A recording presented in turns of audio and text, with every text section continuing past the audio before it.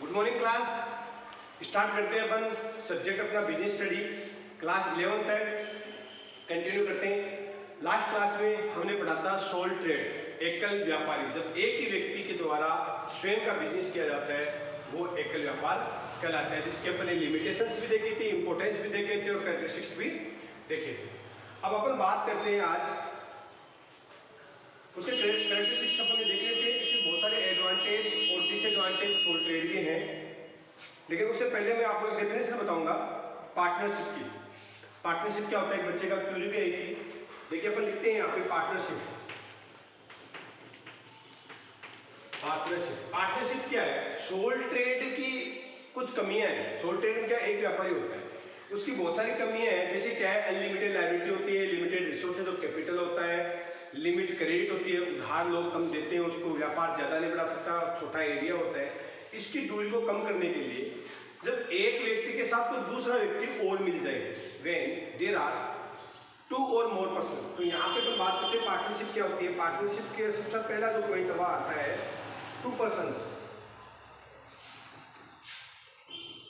और more person. 2 or more person come together,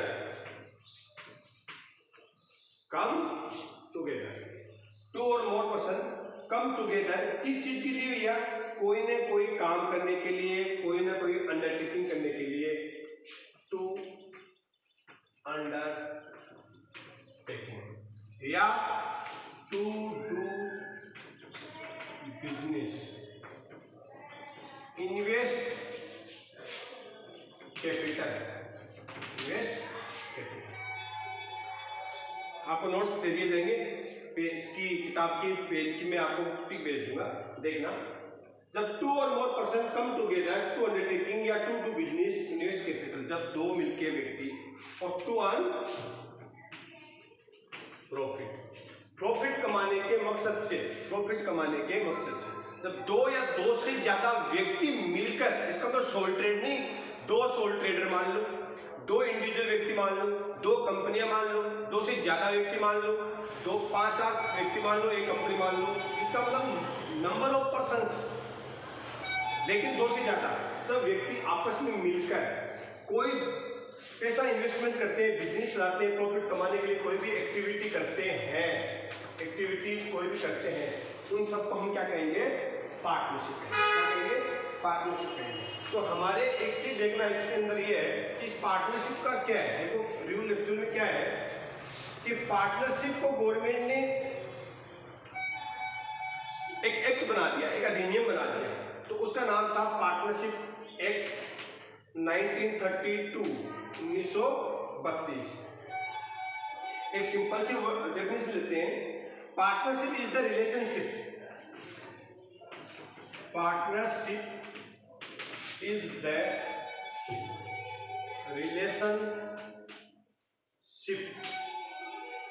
relationship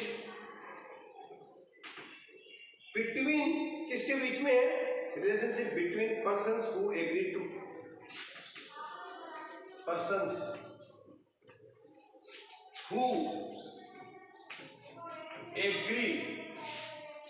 to carry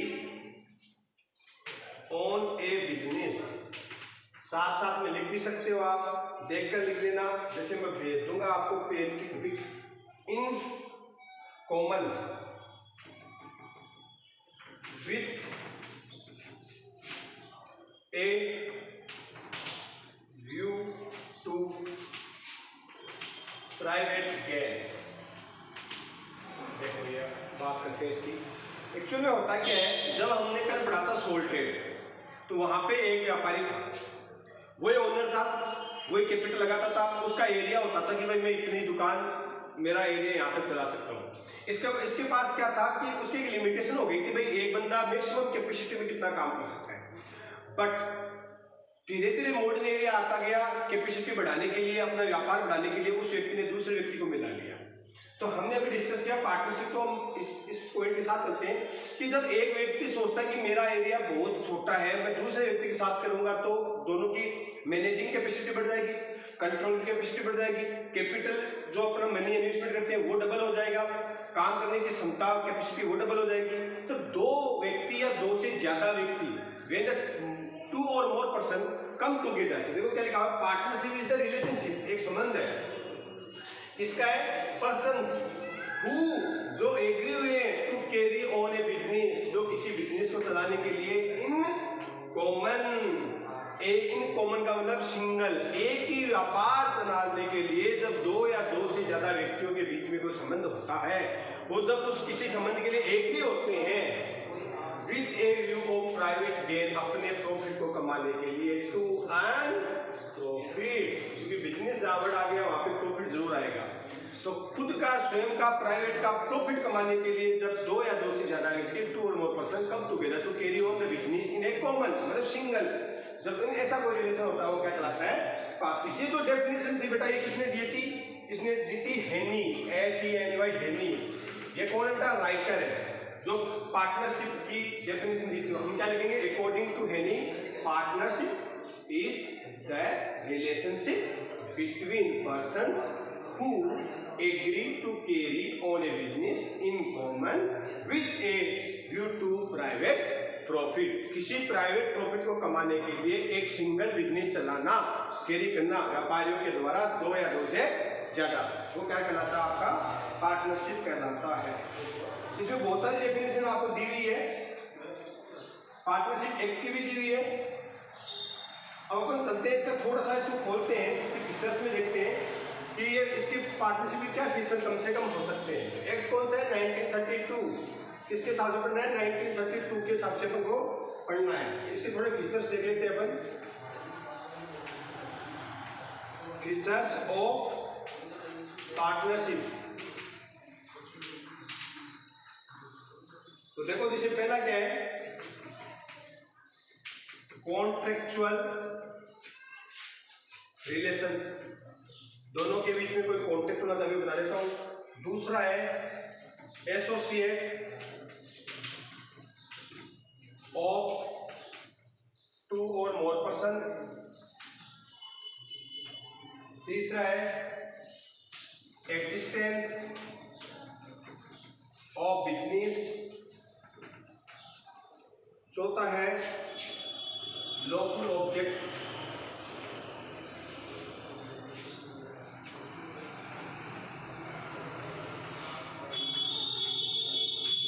पांचवा है sharing profit.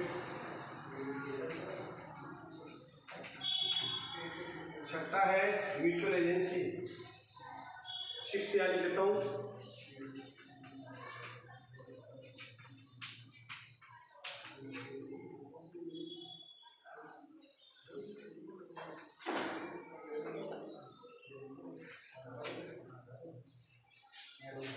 करते हैं अपन कंटिन्यू। पार्टनरशिप की फीचर्स की बात कर रहे थे, अभी अपने डेफिनेशन समझिए। फीचर्स क्या है, देखिए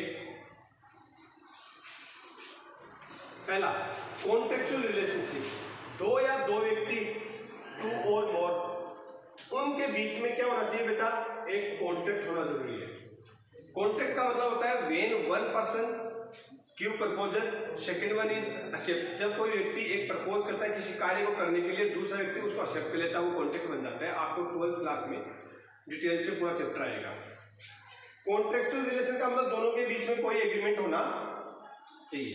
तो इस एग्रीमेंट को हम क्या कहते हैं, तो पार्टनरशिप एक्ट 1932 के हिसाब से जो एग्रीमेंट बनता है उसको बोलते हैं पार्टनरशिप डीड। डीड क्या है, डीडब्ल्यूडी है ये। डीड क्या है, डीड इज ए डॉक्यूमेंट। ये क्या है, एक डॉक्यूमेंट है जिसमें दोनों बंदों के द्वारा, दोनों व्यक्तियों के द्वारा एग्रीमेंट किया जाता है, स्वीकार किया जाता है। दोनों व्यक्ति स्वीकार करते हैं कि हम इस कार्य को दोनों साथ मिलके करेंगे। Both the person are agree with to do और to carry business in a common. उस जिस डॉक्यूमेंट पे, तो मैं आपको थोड़ा सा प्रैक्टिकल बताता हूँ, 2000 रुपए का स्टाम्प लगता है। कितने रुपए का, 2000 rupees stamp is requirement to make a deed of a partnership. किसी भी व्यक्ति, जब दो व्यक्ति पार्टनरशिप में काम करते हैं तो उनका जो डीड बनता है, जिस डॉक्यूमेंट में बनता है, तो उस डॉक्यूमेंट के लिए जो स्टाम्प पेपर होता है, स्टाम्प पेपर क्या होता है, एक लीगल फीस है जो कोर्ट फीस बोल सकते हैं, जो हमें गवर्नमेंट को चिपकाना होता है वो हमें 1-2 हज़ार रुपये का पेज देता है, उसके ऊपर जो प्रिंट आउट निकालते हैं अपन वो सारी इनके एग्रीमेंट निकालते हैं। तो कॉन्ट्रेक्चुअल रिलेशनशिप होना जरूरी है। बात करते हैं एसोसिएट ऑफ 2 और मोर पर्सन, कम से कम 1-2 व्यक्ति होने चाहिए या ज्यादा हो सकते हैं पार्टनरशिप के लिए। एसोसिएट का मतलब होता है साथ में काम करना। देयर आर रिक्वायरमेंट ऑफ 2 और मोर पर्सन। ये हम क्या पढ़ रहे हैं, पार्टनरशिप के फीचर्स पढ़ रहे हैं। तो 2 या 2 से ज्यादा व्यक्ति होने चाहिए, कॉन्ट्रेक्चुअल रिलेशनशिप होना चाहिए और बिजनेस एग्जिस्टेंस होना चाहिए।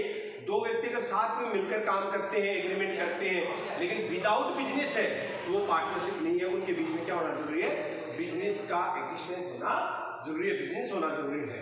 और लॉफुल ऑब्जेक्टिव और बिजनेस, और उनका ऑब्जेक्टिव क्या है बेटा, लॉफुल होना चाहिए। अगर आप 2 व्यक्ति come together to do murder, to kill, किसी की शादी टुटवाने के लिए, किसी का मर्डर करने के लिए, कोई नुकसान करने के लिए, पब्लिक प्रॉपर्टी को नुकसान करने के लिए, देश के अगेंस्ट में इनेमी करने के लिए, देशद्रोह का रूप में काम करने के लिए अगर कोई व्यक्ति आपस में मिलते हैं, काम करते हैं, तो वो पार्टनरशिप नहीं मानी जाएगी। There should be requirement of the lawful objective. आपका बिजनेस करने का जो ऊपर वाला पॉइंट था ना, एग्जिस्टेंस ऑफ बिजनेस, वो बिजनेस क्या होना चाहिए बेटा, लॉफुल होना चाहिए, अंडर द लॉ होना चाहिए। There should be requirement of all the formalities, these are requirement of any government law. Government का किसी भी प्रकार का लॉ है उसको पूर्ति आपकी होनी चाहिए। फिर पॉइंट नंबर 5 आ रहा है आपका शेयरिंग प्रॉफिट।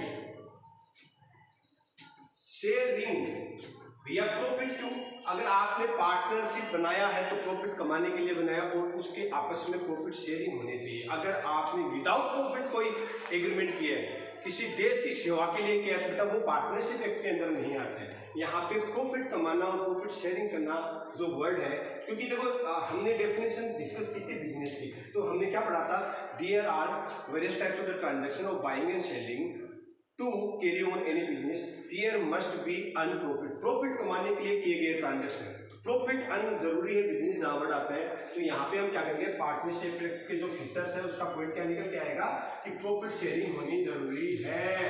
प्रॉफिट शेयरिंग नहीं है तो वो पार्टनरशिप नहीं बना सकता। फिर नेक्स्ट पॉइंट अपन करते हैं म्यूचुअल एजेंसी।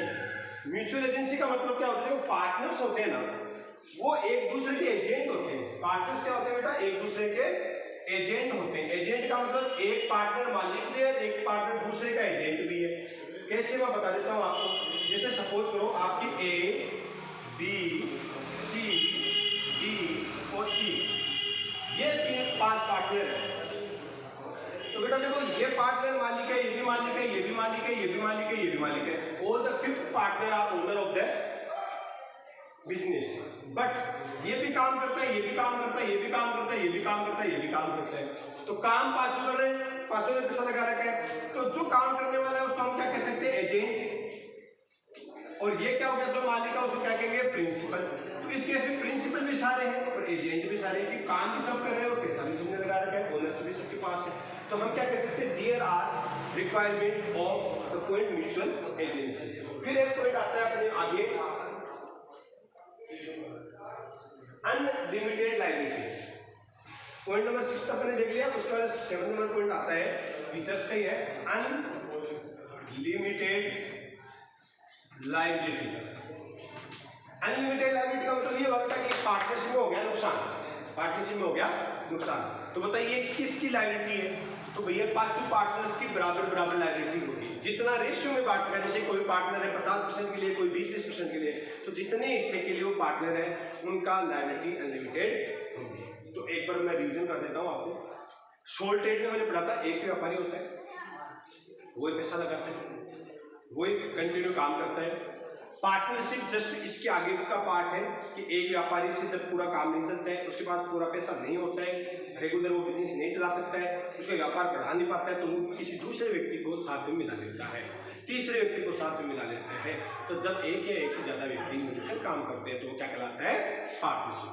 तो गवर्नमेंट ने क्या किया, इस पार्टनरशिप को अच्छे ढंग से चलाने के लिए, पार्टनरशिप को जो पार्टनर होते हैं उनको बांधने के लिए उन्होंने क्या किया, एक डीड बनाया। उन्होंने कहा कि भैया आपको एक्ट के तहत काम करना पड़ेगा, रूल के तहत काम करना पड़ेगा। तो गवर्नमेंट ने एक रूल बनाया। जो रूल बनाया गया था वो कब बनाया गया था, 1932 में। 1932 में गवर्नमेंट ने पूरा, जैसे आपकी जीएसटी होता है, आरटीओ ऑफिस का होता है, लाइसेंस बनवाते हैं, ऐसे उन्होंने क्या 1932 में एक रूल लेके आए कि उसके तहत बहुत सारे रूल एंड रेगुलेशन फॉलो करने पड़ेंगे आपको, अगर आपको पार्टनरशिप करनी है। तो गवर्नमेंट ने 1932 में एक एक्ट बनाया, अधिनियम, पार्टनरशिप एक्ट 1932। एक्ट क्या होता है? एक्ट इज द बंडल और groups of various types of rules and regulations and policies जो हमें फॉलो करनी होती है, उसको एक्ट बोलते हैं। तो 1932 के तहत अपन को पार्टनरशिप चलानी होती है। अब पार्टनरशिप की बात करते हैं तो बहुत सारे फीचर्स अपन ने बता दिए आपको, जैसे दो व्यक्ति होना जरूरी है, कॉन्ट्रैक्चुअल रिलेशन होना जरूरी है, बिजनेस होना जरूरी है, म्यूचुअल एजेंसी होना जरूरी है और प्रॉफिट शेयरिंग होना जरूरी है और एक अनलिमिटेड लायबिलिटी होती है। इसका मतलब अगर कोई घाटा हो जाए, नुकसान हो जाए तो सबको बराबर या जितना अनुपात में उस हिस्से में आपको बांटना जरूरी है। आई थिंक अच्छे से समझ में आया होगा। इसका आपको मैं नोट्स भेज दूंगा, अभी पिक भेज दूंगा, समझने की कोशिश करना। पहले राइट कर लेना किताबें से और उसके बाद समझने की कोशिश करना। Thank you so much.